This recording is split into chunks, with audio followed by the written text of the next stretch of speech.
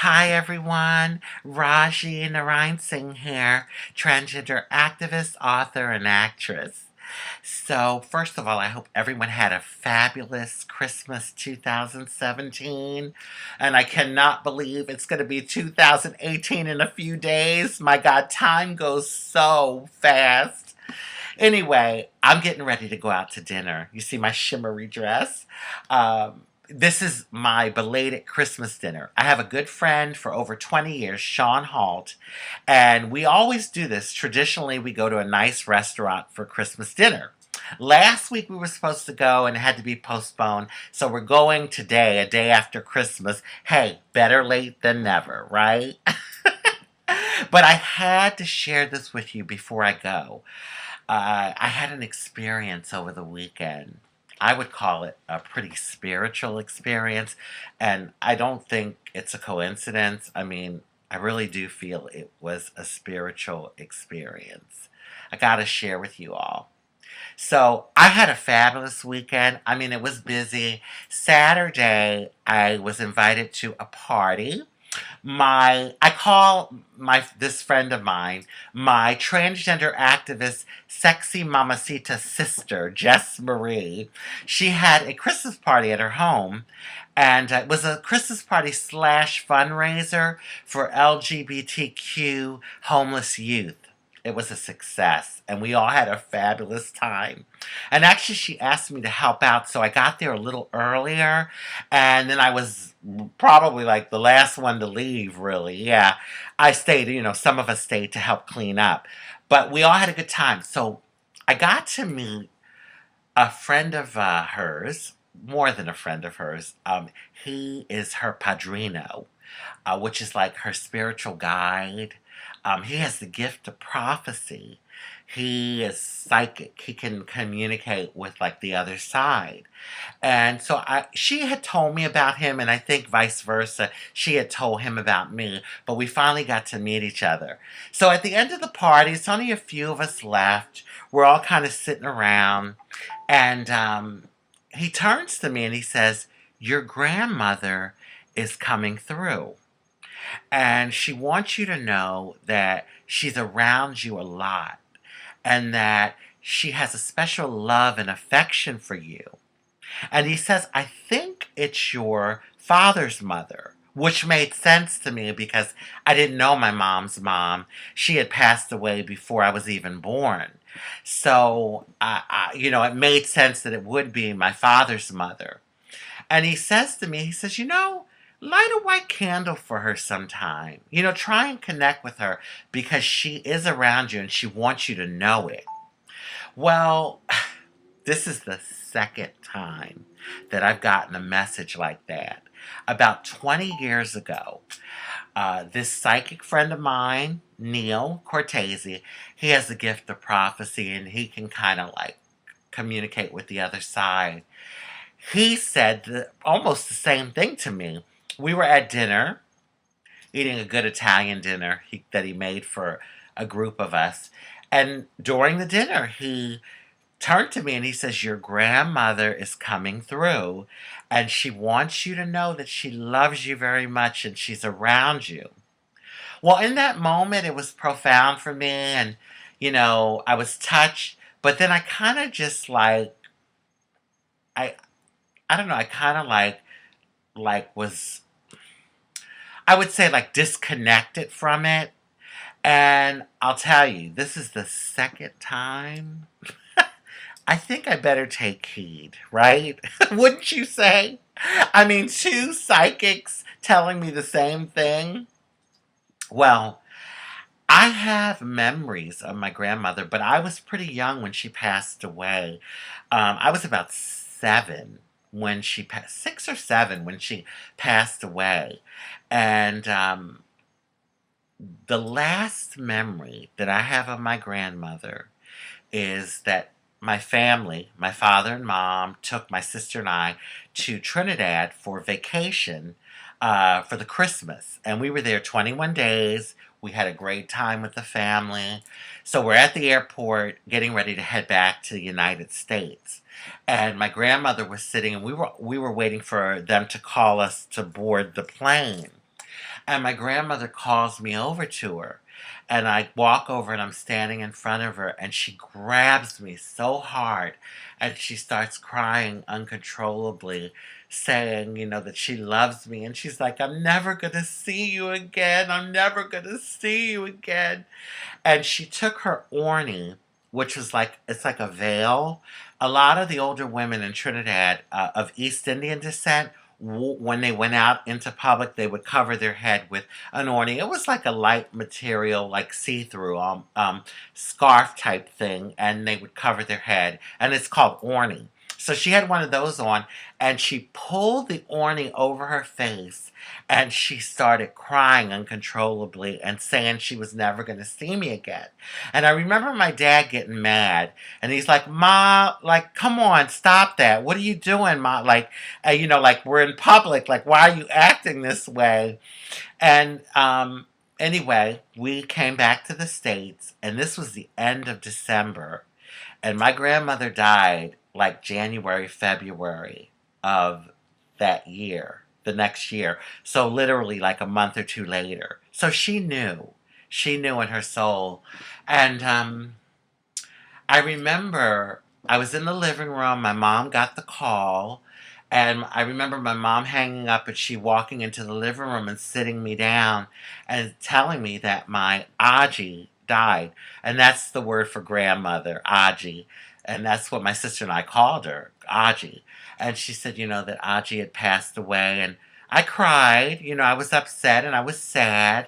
And I remember my dad going to Trinidad for the funeral.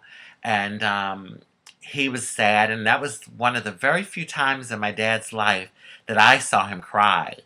And, it was a sad time. But then I guess because I was so young, I kind of disconnected from it. So I have the memories of my grandma, and this is something I found out actually when I got older as an adult. My grandmother left me a piece of land. I don't have it. It's a long story. I'm not going to get into it. That's a whole other video. But my grandmother was a very, very hard worker. The history of East Indians in Trinidad is that many of them came over from India as indentured servants to work in the sugarcane fields. And my grandmother, along with a lot of my aunts and uncles and relatives, did that. They worked in the sugarcane fields to make a living. She would be up at 4 in the morning and out in those fields working. And I remember the bottom of her feet, there was calluses. Because a lot of them back then, they walked barefoot. And, to think that she had it in her heart to leave me a piece of land that she, had worked so hard for. She felt that connection with me to do that. That was so special to me. So I have a connection with my grandmother, but it's I don't know, after this weekend, it's becoming even more profound. I'm taking heed. I'm I'm realizing that, wait a minute, this woman, my grandmother, is around me and she loves and cares for me deeply. So that's not it. During the day before I went to the party, everyone that went to the party bought a dish, So I picked up some Jamaican patties to take, but I also wanted to take some roti, some dal puri roti, and some curry goat. So I went by a Trinidadian Indian store, and they know me there, and the lady was playing this Trinidadian radio station. So I looked at her and I said, what station is that? So she's like, oh, you can go online. There's a few of them. Some of them play the soca music and the calypso. Some play the chutney, or it's a mixture of all. Then she said there's the Indian, classical. Oh, and by the way, chutney is Indian music of Trinidad. It's the Indian music of Trinidad. But then there's the stations that play like the traditional Indian music, like that would be from India, and the religious Indian music. And a lot of there's artists in Trinidad that they're East Indian descent that do the traditional music. But anyway, so she wrote down the stations for me, and I was like, oh, I got to check this out. Well, the next day after Jess Marie's party, which is Sunday, Christmas Eve, I was invited to a Christmas party. Really more like a Christmas dinner. And so I'm getting myself ready, and honey, I was tired from the night before with the party, but I was getting myself together, and it popped into my head. Oh, the Trinidad radio station. Let me see if I can find it. So I went and Googled Trinidadian radio station, and a number a number of them came up, and so I click on one, and I'm walking away, and the first song that plays is a song that my father used to always sing when my sister and I were growing up. This song represents my father to me in many ways. And for years, I've been trying to figure out what that song is. I didn't even know who the artist was, the name of the song. And I'd never heard it since those days when my dad would sing it. I stopped in my tracks. Now, you all know that listen to my videos and follow me. I'm quite an emotional person. And literally, this brought me to tears. I put my hands up to my face, and I was bawling. And I turned around, and I'm like frozen, looking, towards the computer, listening to this song blast and fill my apartment. I mean, it was like, oh my God, like, Dad is trying to connect with me. And, I'm standing there frozen, and I'm like, all of a sudden, I'm like, what are you doing? Like, you got to get the name of the song. Like, so I ran to the computer. I'm trying to look for the name. They didn't have it up on the screen, the name of the song that was playing. And I'm like, oh my God. And I saw the artist is Mohammed Rafi, famous Indian singer from like back in the day. He's gone now.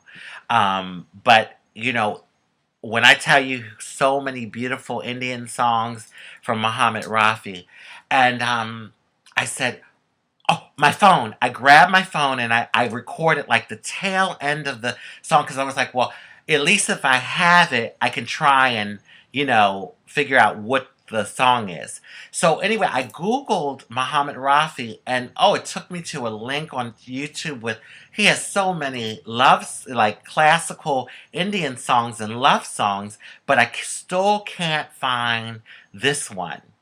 And so anyway, like I said, I taped a little bit of it, and I'm gonna go ahead and I'll play it for you just so you can hear it. When I tell you, I was frozen.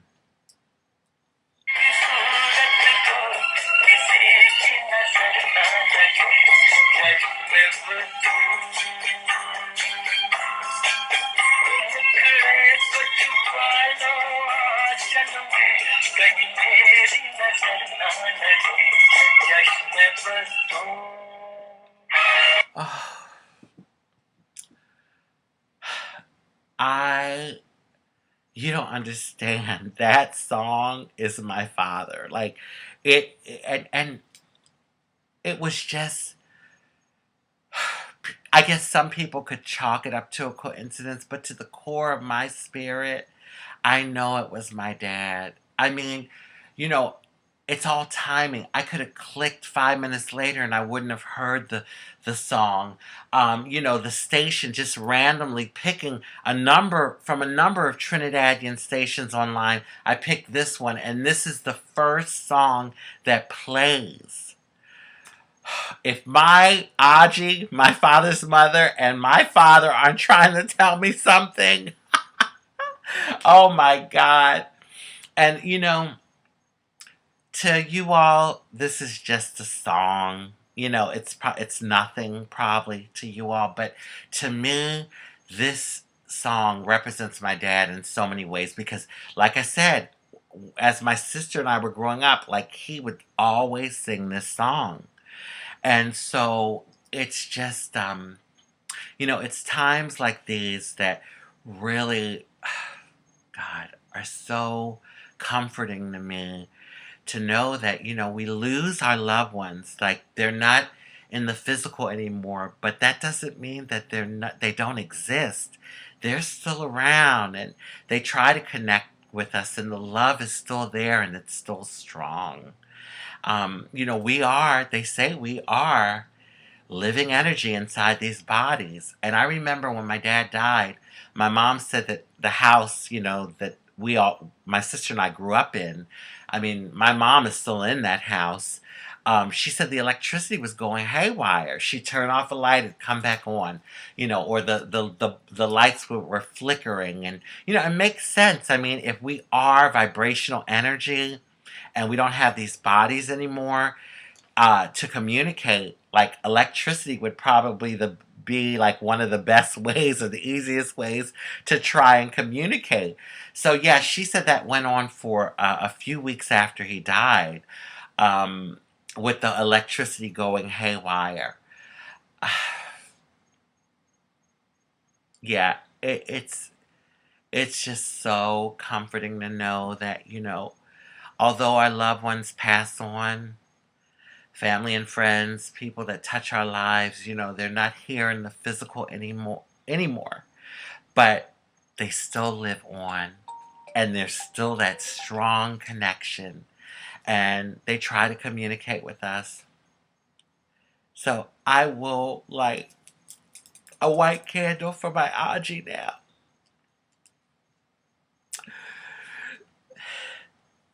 I will light it for my dad and you know, um, I just had to share this with you all because there's no way this could be coincidence. It's spiritual. It's from the divine, and for whatever reason, they wanted to touch my life. And I almost forgot.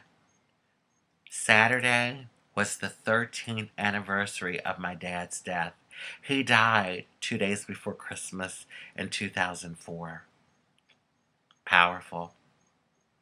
Love, peace, and blessing, guys. Have a fabulous rest of the holiday season.